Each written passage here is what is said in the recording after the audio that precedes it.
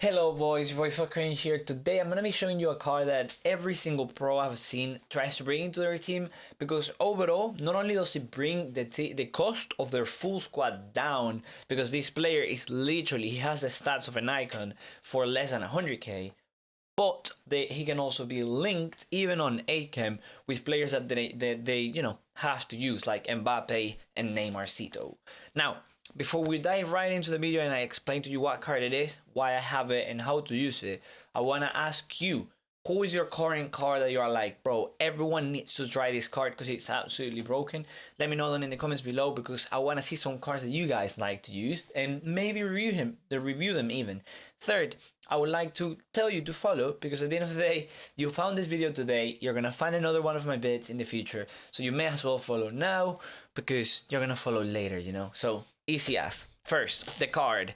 It is an easy looking card, Renato Sanchez. Yes, he's actual M form. I know he's 78 rated, you know, everyone looked at it and said, yo, this card is absolutely cracked.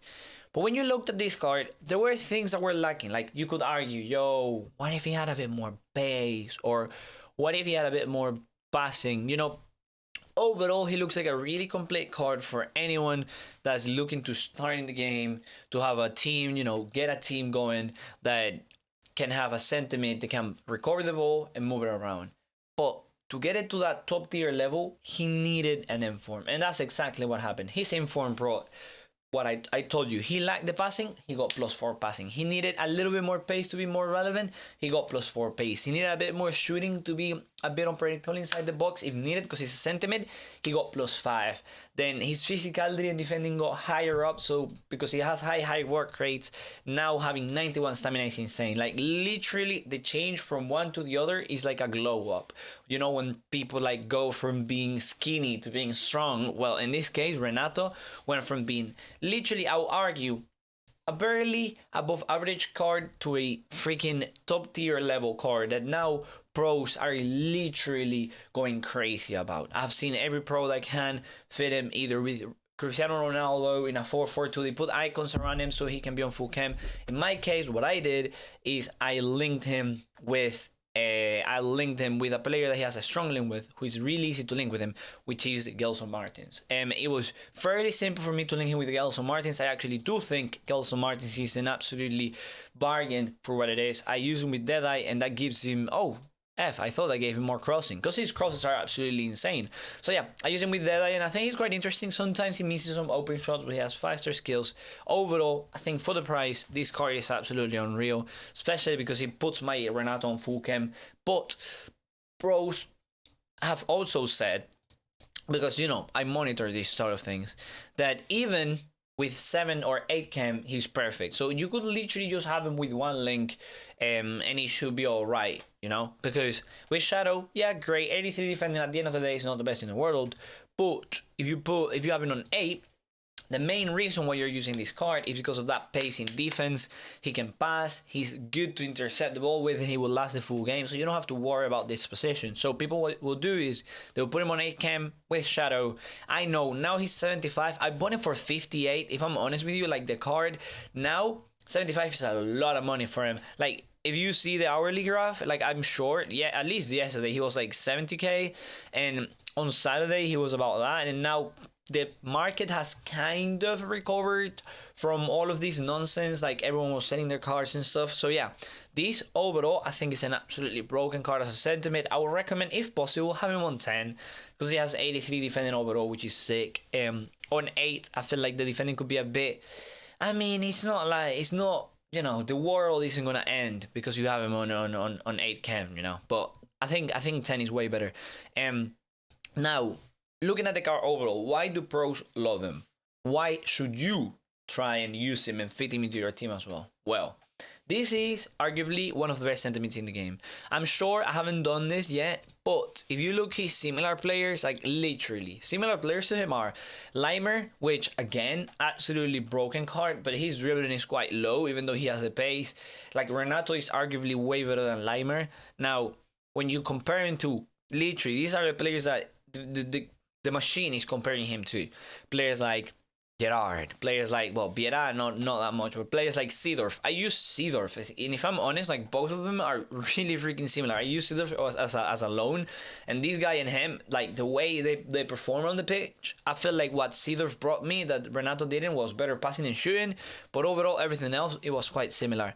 People.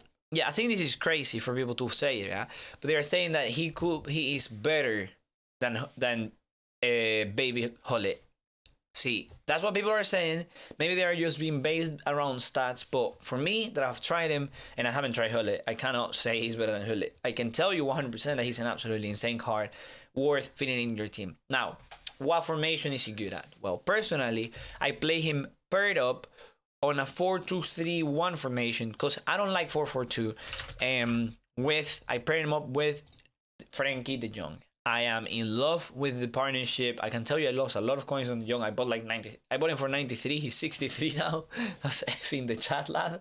Now, overall, I think that partnership is sick. One thing that I don't like about the young is the 3-star week. Sometimes he misses some easy, silly passes. But as a general rule, I feel like this card is insane. And especially when you're in, like in my case, because I am in La Liga, and not having, I think in La Liga is really missing that like sentiment that can move the ball forward, because the normal one is Modric. You argue, oh yeah, just get Modric, but like when you compare Modric to Renato and you think about, okay, what do I want in my sentiment and what do I actually want in my sentiment, more than likely your answer will be I am looking for pace. And Renato has already 10 more pace than Modric. Yes, he ain't got the passing or the dribbling that Modric has, but the key dribbling stats for a sentiment that can defend are already there. And I feel like he can do Modric's job a little bit whilst also having a little bit of strength, so that you can pair him up with a player like my guy, the one and only, De Jong. Anything else I would like to tell you about Renato? If I'm honest, I feel like that's it, boys. Let me know down below, would you try him? If you're having a hard time trying him, let me know. I will show you an easy way to fit him into your team, just in case you guys are considering. Oh, one thing that I have to tell you is the instructions. Normally, when he plays as a CDM, the instructions that you have to put in him, I'm sorry that I cannot put them on the computer. I didn't prepare for this. I put him on stay back while attacking. Personally, I don't like players that are high. I mean, I do, but I feel like this guy with 91 stamina, when he is unbalanced, he goes up and down so much that sometimes on the counter I'm caught with him being up front. If you don't lose the ball a lot up front, then you can leave him unbalanced. But if you lose the ball a lot like on the attack like me, then have him on stay back while attacking. Sometimes he'll make attacking runs, so don't worry. Like, it's not like, it's not like drop back or anything. You have him on balance on stay back while attacking, and when you want him to run, you just grab the ball with him and go forward. Easy as. And the thing is, he doesn't make the runs himself. Now, not all the time. The second thing is putting him on cover center, because again, if you don't have your CDMs on cover center, they will go to the wings. As default, you have him on cover wing, so CDMs have to be on cover center. And the other thing that people are saying you have to add now is, instead of aggressive interceptions, put conservative interceptions. Because sometimes what happens is that the player, because it's on aggressive, which is the default one, they will go up and they'll try and get the ball sometimes and will be aggressive. And what happens is the other player, your opponent, will be able to pass the ball and get off the player easily and do a quick 1-2, and then they do a triangle pass and they are, in front of goal, because that's how most people score now. So what you have to do, you put conservative, and he's gonna stay in his spot. Yeah, sometimes he won't go for balls like he could be getting, but overall, I feel like conservative, I have seen a few videos, is better.